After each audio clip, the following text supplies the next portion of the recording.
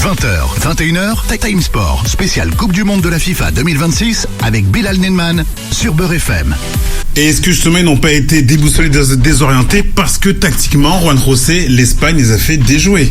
L'Espagne les a fait déjouer parce qu'on a l'impression depuis hier soir que la France elle a perdu toute seule. Non, elle avait une équipe en face qui l'a fait déjouer. Et vous avez tous raison, il y a eu des erreurs tactiques, il y a eu des erreurs techniques, il y a eu des erreurs de choix. Alors je commence par les erreurs des choix, c'est-à-dire que le choix de Lucas Digne pour aller essayer de contrer Lamine Yamal, ça a été une erreur. Il a beaucoup souffert, il a causé le penalty et très souvent, il a été débordé par Lamine Yamal.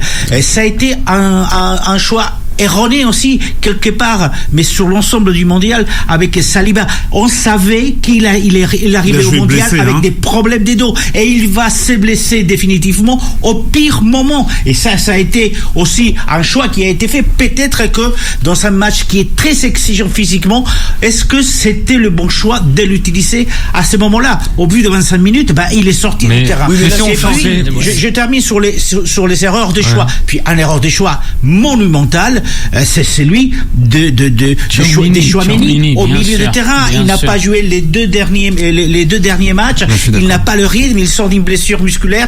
Donc c'est une erreur de choix qui a été faite. Et puis il y a une erreur tactique qui a été quand même peut-être la clé de ce match. Je n'arrête pas de le répéter depuis une semaine. C'est que vous devez renforcer le milieu de terrain. L'Espagne a eu des soucis avec l'Autriche. Même si on a gagné 3-0, mais jusqu'à qu'on mette le premier but, on a eu des soucis avec l'Autriche, avec le Portugal, avec la Belgique, avec le Cap-Vert. Pourquoi? Parce que vous aviez des équipes enfermées derrière, qui jouaient la contre-attaque et que l'Espagne n'arrivait pas à trouver des espaces. Mais la France ne joue pas contre la nature, donc elle a fait ce qu'elle a fait tout au long du mondial. Et quand elle joue comme ça, mais il y a des espaces. Si tu ne renforces pas le milieu des terrains, tu laisses des espaces, tu t'es fait bouffer. C'est ce qui s'est passé avec le trio Olmo, Ruiz et Rodrigo. Donc ça, c'est peut-être l'erreur tactique la plus importante. Après, il y a une 12e. Et ça, c'est le manque de structuration de cette équipe de France avec Didier Deschamps, parce que les Espagnols, vous savez comme ils jouent depuis 20 ans, ils jouent depuis 2008, ils jouent tous pareil, les Espagnols. Parfois ça marche, parfois ça marche pas. Ouais. Mais là, la grosse erreur, c'est que vous avez des attaquants espagnols, les attaquants qui ont eu des tâches défensives pendant 90 minutes. Lamine Yamal, il a commis combien de fautes au bord de la surface de réparation espagnole dans les 15 dernières minutes? Il était là. Tous les attaquants espagnols, absolument tous, ont fait des tâches défensives au bout de 80, tout au long des 90 minutes, ce qui n'a pas été le cas des attaquants français. Et d'ailleurs, c'est lui qui l'a signalé, même s'il n'a pas reconnu ses erreurs, c'est Mbappé. Quand à la fin du match, il a reconnu que le milieu des terrains français n'arrivait pas. N'ont pas fait le boulot. Mais ils n'ont pas fait le boulot parce que les attaquants français n'ont pas fait le sien, qui est celui d'aider ce milieu de terrain. Donc, des erreurs vraiment énorme de l'équipe de France aujourd'hui, mais n'oublions pas que de toute façon l'Espagne a fait déjouer cette équipe de France comme la France avait fait déjouer le Maroc. J'étais l'un de ceux qui pensaient que le Maroc était capable d'aller plus loin, sauf que le match où il fallait pas se rater, le Maroc s'est raté. Alors, Mathieu, vous savez que j'ai une manie, c'est que je regarde d'assez près tous les statistiques après les matchs, et donc je fais comme d'habitude, j'ai regardé les statistiques et donc j'ai été surpris.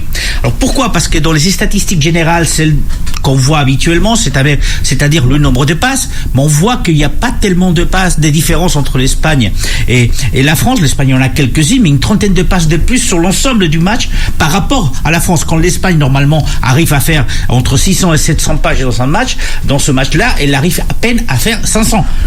50 de possession. Donc voilà, donc ça fait 49. Vous regardez la possession, vous dites 49-51. Quand vous regardez d'autres statistiques, les tirs non cadrés en général 10 de chaque côté. Oui. La France a même cadré 3 et l'Espagne que 2. Deux buts de tir cadré, bien sûr. Donc, mais devant tout ça, tu te dis, il y a quand même un truc bizarre. Je suis allé chercher un peu plus loin et là, qu'est-ce qu'on voit?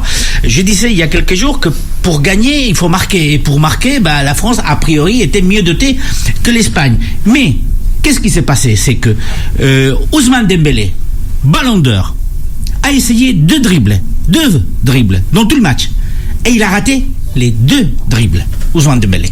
Ouais. Mbappé, il a touché 7 ballons en surface. Normalement, il touche une quinzaine de ballons par match.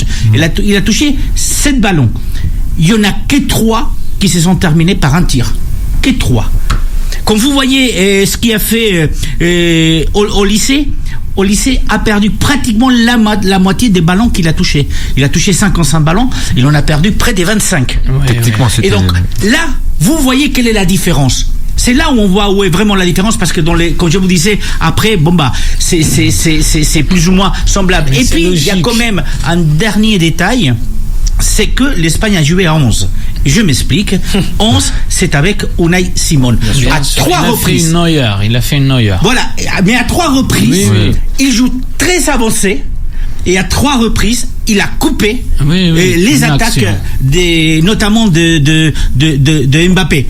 Il a eu de la chance, certainement. Il y a eu un rebond sur Mbappé qui est parti dehors, aurait pu rentrer à l'intérieur. Mais ce que je veux dire par là, c'est que l'Espagne a vraiment joué en équipe, très structurée. Ils ont anesthésié cette équipe. Et ils ont anesthésié parce que la pression espagnole a été assez énorme. La première fois que l'Espagne joue en top 10, c'était face au Portugal. Et c'était en 8e de finale. Oui. Et la première fois où la France va jouer en top 10, c'est le Maroc.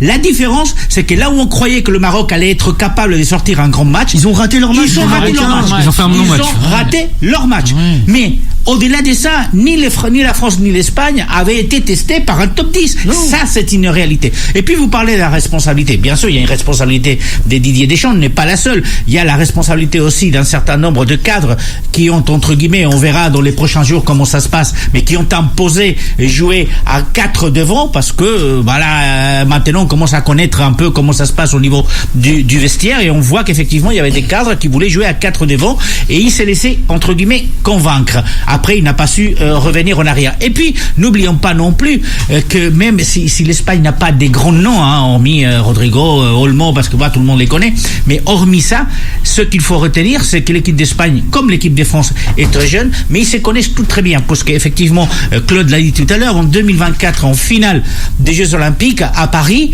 l'Espagne a battu la France en finale. 5-3. Et l'Espagne aujourd'hui avait, dans les 26 qui sont aux États-Unis, il y a 5 joueurs de cette équipe qui avait battu la France en 2024. Et si je rajoute à ça que l'Espagne vient de gagner l'Euro des moins de 19 ans, l'Espagne, en 2030, quand elle va organiser avec le Portugal et avec le Maroc le mondial, pourrait avoir vraiment une génération qui sera arrivée en maturité. Donc je pense que cette équipe d'Espagne est capable d'aller encore plus loin, mais ce qui est certain, c'est que l'idée de jeu de l'Espagne depuis 2008 n'a pas changé. Et ça, tu sais pourquoi ? On a changé notre façon de jouer. C'était grâce à la France en 2006, quand vous nous avez fait fermer le clapet avec cette victoire en 3e des finales, où effectivement nous on allait mettre à la retraite cette fameuse déclaration Zidane, et on a perdu 3-1 face à la France. Et puis l'Espagne a changé complètement son style, et on a commencé à jouer à le style du FC Barcelone. On n'a pas, je réponds à Greg aussi, on n'est pas clément avec Didier Deschamps. Quand vous regardez sur les 14 ans de Didier Deschamps, excusez-moi, il n'a gagné que 2 titres. En 14 ans. Ah oui, mais il est champion du monde. Non, mais si on fait le compte des équipes nationales. Non, mais il est champion du monde et il est champion d'Europe.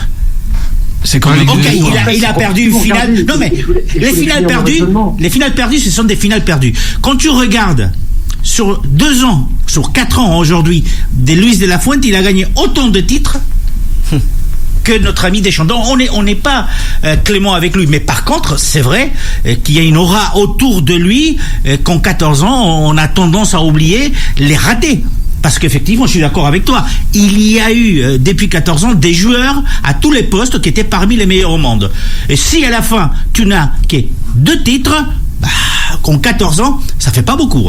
Quand on parle de petites équipes, on manque pas de respect, mais il y a aussi une réalité, il y a un classement.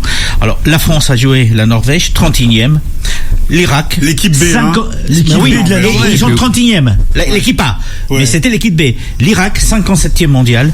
La Suède, 36e. Le Paraguay, 40e. Le Canada, 38e. C'est à ça qu'on fait référence. C'est qu'il y a une, voire 2 ou 3 classes d'écart entre une équipe top 1, le top 1, la FIFA, qui est la France, et les autres équipes.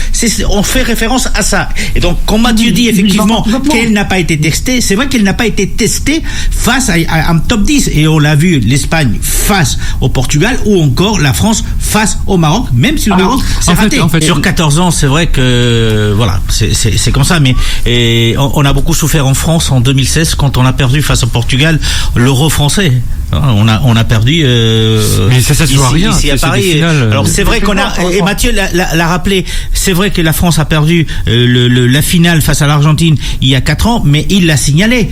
La France n'a pas existé jusqu'à la 80e minute, et c'est parce qu'elle a joué 15 minutes de folie qu'elle a sauvé son mondial. Non, quand vous regardez, on se rend compte que la France en 2022 aurait pu rater complètement son mondial, et c'est grâce à ces 10 minutes, il y a ces 3 buts qui ont été marqués par Mbemba qu'on a réussi à sauver entre guillemets le mondial avec une finale, même si elle est perdue. La force de cette équipe espagnole, je te disais tout à l'heure, c'est qu'aujourd'hui vous avez aux États-Unis 5 joueurs qui en 2024 étaient aux Jeux Olympiques, des jeunes, et que 2 ans après se retrouvent dans un mondial. C'est aussi la force d'avoir des jeunes, les moins des 19 ans, qui viennent d'être sacrés champions d'Europe, et que dans 4 ans seront en pleine maturité footballistique. Donc on a un vivier des joueurs qui sont là. Et c'est vrai que depuis ce premier titre, le 12e titre, le 12e Euro, puisque le premier on l'a gagné en 64, mais ça on l'oublie assez souvent. Mais depuis 2008, l'Espagne a fait jouer toutes ses équipes des jeunes de la même façon. C'est un peu comme la Masia. La plupart des clubs, voilà, mais la plupart des clubs en Espagne, la formation, elle est calquée sur ce qui a été la Masia des Xavi, Iniesta, Guardiola, etc., etc.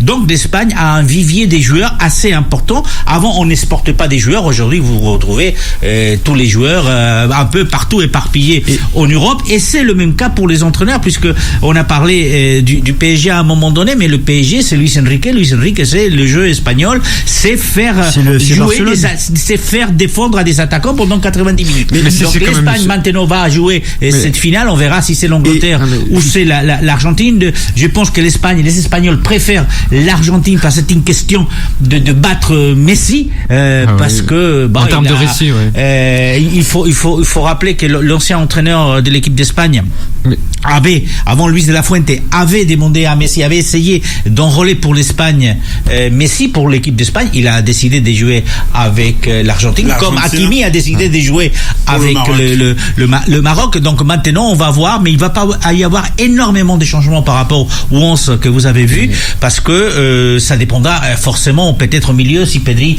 si Fabian Ruiz, mais ça dépendra essentiellement de si c'est l'Argentine ou l'Angleterre. Koubarsi, qui est aujourd'hui titulaire indiscutable à ses 18 ans de l'équipe d'Espagne. Donc c'est ça, c'est cette jeunesse qui a été formée à jouer dans un schéma très marqué, où ils savent se démarquer, et ça c'est une vision qui se travaille depuis la plus tendre enfance, quand tu rentres dans les clubs et tu es formé dans les clubs. Et ça, c'est peut-être la force de l'Espagne. C'est un défaut parfois, parce que en 2022, avec ce système, Luis Enrique n'avait pas trouvé la solution. On s'est fait maltraiter par le Maroc, on s'est fait maltraiter par le Japon, et plus ou moins par l'Allemagne aussi, mais voilà. Il y avait une possession qui était un peu trop stérile, en fait. Complètement stérile. Il fallait créer ce décalage. On a trouvé la profondeur aujourd'hui avec Luis de la Fuente.